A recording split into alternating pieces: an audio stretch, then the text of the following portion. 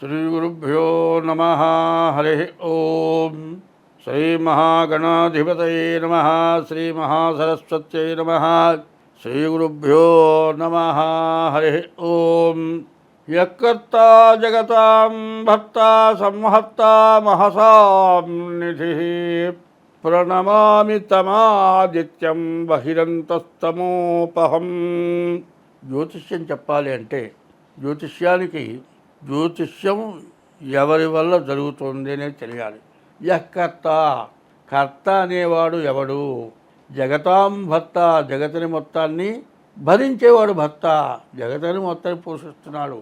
యకర్త జగతాం భర్త. సంహర్త, అందరినీ సంరక్షించేవాడు సంహర్త. మహసాం నిధి, ప్రపంచం మొత్తానికి అవసరమైనవన్నీ కూడా ఇచ్చి దాచి మనం గనక ఒక నెలకో సంవత్సరానికో బియ్యము, పప్పు, ఉప్పు, చింతపండు అన్నిట్లా చేకూర్చి పెట్టుకుంటామో, ఈ ప్రపంచమందు ఉన్నటువంటి జీవరాశులు 84 లక్షల జీవరాశులు ఉన్నాయి. వీటన్నిటికీ తగిన ఆహారాన్ని ఇచ్చేటువంటి వాడు యకర్త జగతాం భర్త సంహర్త మహసాం నిధి, నిధి లాంటి వాడు. ప్రణమామి తమాదిత్యం, నమస్కారం చేస్తున్నా నేను ఈ జ్యోతిష్యం చెప్పటానికి నాకు ఆ వాక్కునివ్వమని ఆయన్ని ప్రార్థించి ఇప్పుడు 2025 సంవత్సరం మే నెల 3వ రాశి, 2025 సంవత్సరం మే నెల 3వ రాశి మిథున రాశి. ఈ మిథున రాశి ఫలితాలు ఎట్లా ఉన్నాయో చూసుకుందాం. ఈ మిథున రాశికి వచ్చేప్పటికల్లా 10వ రాశిలో 5 గ్రహాలు చోటు చేరున్నాయి. మే నెలకు వచ్చేప్పటికి 4 గ్రహాలే చేరినాయి. ఈ 4 గ్రహాల్లో శుక్రుడు, బుధుడు బాగున్నాడు, రవి బాగున్నాడు, మిగతా ఏ గ్రహాలు కూడా బాగాలేవు. వ్యాపారస్తులకు పూర్తిగా బాగుంది. వ్యాపారస్తులకు వ్యాపారాలు బాగా సాగుతాయి. చదువుకునే వాళ్ళకి మాత్రం చాలా కష్టంగా ఉంటుంది. చదువు విషయంలో చాలా జాగ్రత్తగా ఉండాలి. మరి వివాహ విషయంలో బాగుంటుంది. ఈ మిథున రాశికి వివాహం జరగడానికి కానీ, ఇంటికి సంబంధించిన వస్తువులు అమ్ముకునే వాళ్ళకి కానీ, వివాహానికి సంబంధించిన వస్తువులు అమ్ముకునే వాళ్ళకి కానీ, బంగారు ఆభరణాలు తయారు చేసి అమ్మే వాళ్ళకి కానీ, గృహోపయోగ వస్తువులు, మంచాలు, పరుపులు, ఇంటికి డెకరేషన్ సామాన్లు, ఇటువంటి వాళ్ళందరికీ కూడా, బిల్డర్స్ వీళ్ళందరికీ కూడా బాగుంది. కానీ వ్యాపారస్తులకు కూడా చాలా బాగుంది. బాగుండనిది ఎవరంటే చదువుకునేటువంటి పిల్లలు, ఉద్యోగం చేసేటువంటి వాళ్ళు, ఉద్యోగంలో ప్రమోషన్కి పోయేటువంటి వాళ్ళు, వీళ్ళకి చాలా కష్ట నష్టాలు ఎక్కువగా కనబడుతూ ఉన్నాయి. ఈ రాశి వాళ్ళకి చేసేటువంటి ఉద్యోగం కూడా సడన్గా పోయేటువంటి లక్షణాలు కూడా కనబడుతున్నాయి. కాబట్టి ఈ రాశి వాళ్ళకి చెప్పేది ఇప్పుడు 25 వంతులే, కానీ జన్మలగ్న రీత్యా 75 వంతులు.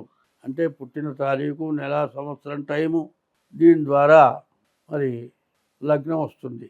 లగ్నం రీత్యా 75 వంతులు జరుగుతాయి. రాశి రీత్యా 25 వంతులే జరుగుతాయి. కాబట్టి మీ డేట్ ఆఫ్ బర్త్ ద్వారా మీ జాతకం చూపించుకోవటం చాలా అవసరం. తర్వాత చాలామందికి ఎవరిని పుట్టిన టైం రాయలేరు, తెలియదు, ఎట్లా చేయమంటారని అడుగుతారు. మీకు హస్తసాముద్రిక ద్వారా 60 వంతులే వస్తుంది. మీ పిల్లలు కానీ, మీ అన్నదమ్ములు కానీ ఎవరైనా ఉంటే వాళ్ళ డేట్ ఆఫ్ బర్త్ ద్వారా 40 వంతులు వస్తుంది.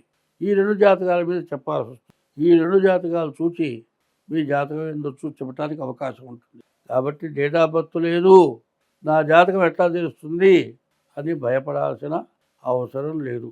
మీ డేట్ ఆఫ్ బర్త్ లేనప్పుడు మా కింద ఫోన్కి సంప్రదించి ఏ రకమైతే మీకు జాతకం చెప్పాల్సిన వీలవుతుందో చెప్పి, మీకు దోషాలుంటే, మీకు ఇబ్బందులుంటే, దేనివల్ల ఇబ్బందులు వస్తున్నాయి అన్ని వివరంగా చెప్పడం జరుగుతుంది.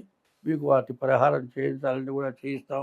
కానీ ముఖ్యంగా ఇప్పుడున్న లెక్క ఏమిటా అంటే వ్యాపారస్తులకి, తర్వాత వివాహాది శుభకార్యాలు చేసుకునే వాళ్ళకి, ఇల్లు పొలాలు వ్యవసాయదారులకి, ఇల్లు కట్టుకునే వాళ్ళకి, బిల్డర్స్కి, ఇంటికి సంబంధించిన పనులు చేసే వాళ్ళకి వీళ్ళ వరకే బాగుంది. మిగతా చదువుకునే పిల్లలకి, విదేశాలకు వెళ్ళేటువంటి వాళ్ళకి, వీళ్ళందరికీ కూడా, మోటార్ ఫీల్డ్ వాళ్ళకి కానీ వీళ్ళందరికీ కూడా కష్ట దశగా కనబడుతుంది. ఇటువంటి వాళ్ళు ప్రతి విషయంలో కూడా ఆచితూచి జాగ్రత్తగా ప్రవర్తించాలి. అట్లా కాకుండా ఏదైనా తొందర పడేటట్లయితే మాత్రం చాలా ఇబ్బంది పడాల్సిన అవసరం కనబడుతుంది. కాబట్టి ఈ రాశి వాళ్ళు ఎంత జాగ్రత్తగా ఉంటే అంత మంచిది. ముందుగా మీ డేట్ ఆఫ్ బర్త్ ద్వారా మీ జాతకం చూపించుకొని మీ ప్రవర్తన మీరు చేస్తే బాగుంటుంది. అయితే ఒక విషయం మాత్రం చెప్పాలి. జాతకంలో ఎట్లా ఉంటుంది అంటే, దురదృష్టం అనేది మనం ఎంత తప్పించుకున్నా తప్పించుకోలేము. అదృష్టం అనేది పోగొట్టుకోవాలన్నా కూడా పోగొట్టుకోలేము. దీనికి మనస్సు ప్రధానమైంది. ఈ మనస్సు ఎట్లా ఉంటుంది అని చెప్తాను. బాగున్నప్పుడు మరి విపరీతమైన ఖర్చు పెట్టకూడదు, బాగా లేనప్పుడు బాధపడకూడదు. దీనికి చిన్న ఉదాహరణ ప్రతి చోట జరుగుతుంటుంది చెప్తాను. ఇప్పుడు బస్తీలో అయితే భూమి నుంచి పైపులు వేస్తున్నారు, మంచినీళ్ళు వస్తున్నాయి.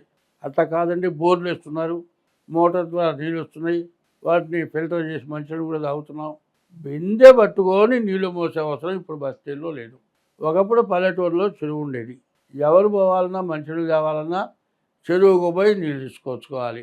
నీళ్ళు తీసుకొచ్చుకోవాలంటే ఇంట్లో ఆడవాళ్ళు ఒక బిందె తీసుకొని కనీసం ఒక 6 మైళ్ళు దూరం పోయి ఆ చెరువులో దిగి బిందెతో నీళ్ళు తీసుకొని భుజానో సంకలోనో పెట్టుకొని ఇంటికి రావాల్సి వస్తుంది. అప్పుడు ఏం చేసేవాళ్ళు, మగవాళ్ళు నీళ్ళు తెచ్చేవాళ్ళు.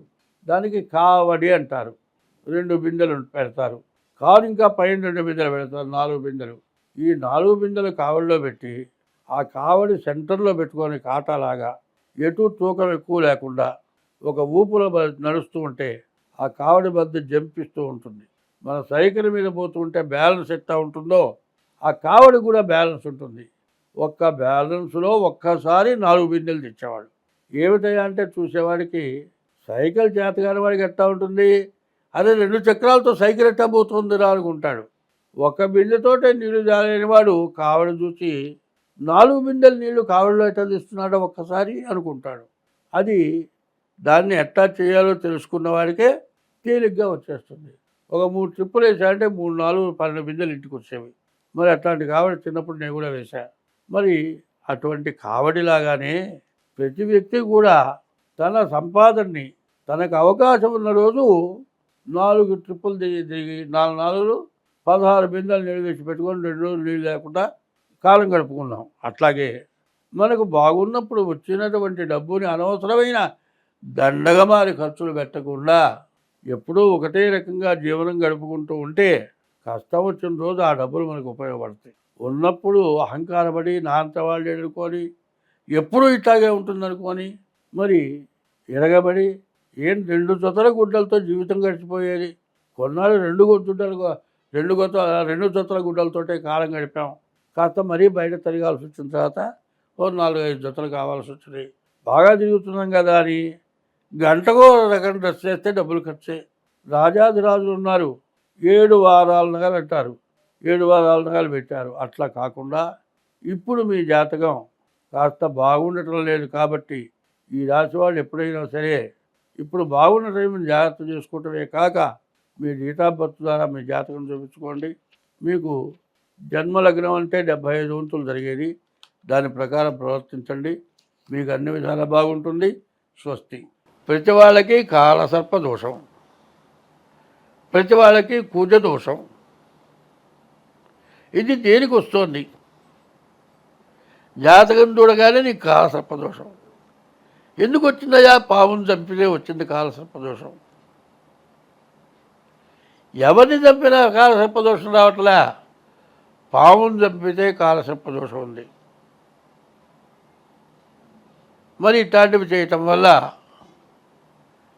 పాముని చంపితే 7 జన్మాలు 7 14 జన్మాలు కాలసర్పదోషం వస్తుంది. అందువల్ల ఈ దోషాల నుంచి బయటపడాలి, అందరం మంచిగా బతకాలి.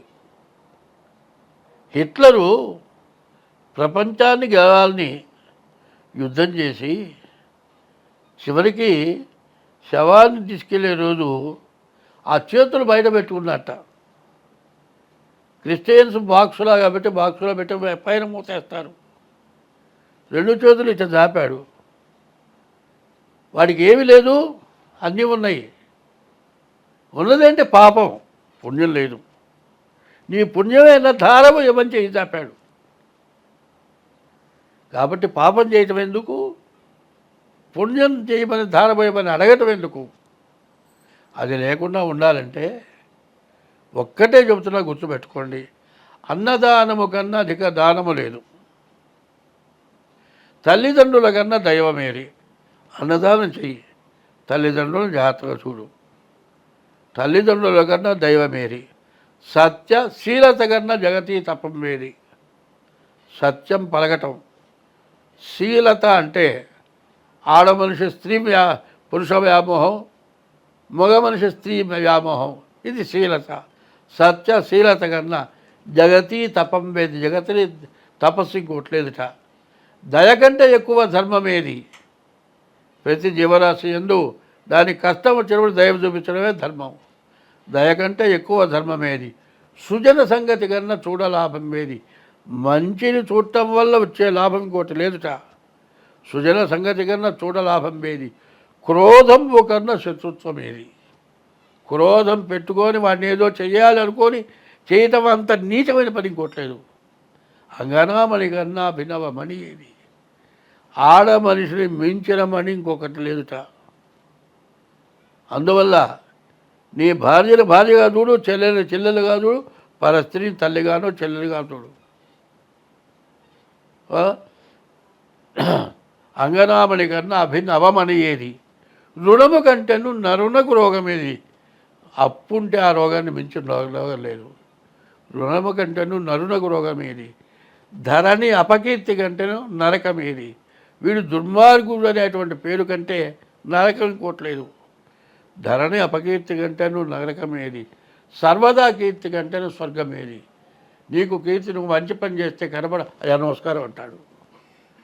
దానంతా స్వర్గం ఇంకోట్లేదుట. ఇది ప్రవర్తన ప్రతివాడికి కావాలి. జ్యోతిష్యం కానీ, దేవతా పూజలు కానీ, వీటన్నిటికంటే తల్లి, తండ్రి, గురువు, దైవం ఇవి సక్రమంగా ఉంటే భార్యకి భర్త దైవం, భర్తకి భార్య దైవం. ఈ రకమైన ప్రవర్తన ఎవరికైతే ఉంటుందో వాళ్ళకి ఎప్పుడు ఎటువంటి కష్టము రాదు, నష్టము రాదు. నాబోటి వాడు చెప్పాల్సిన పని లేదు. స్వస్తి.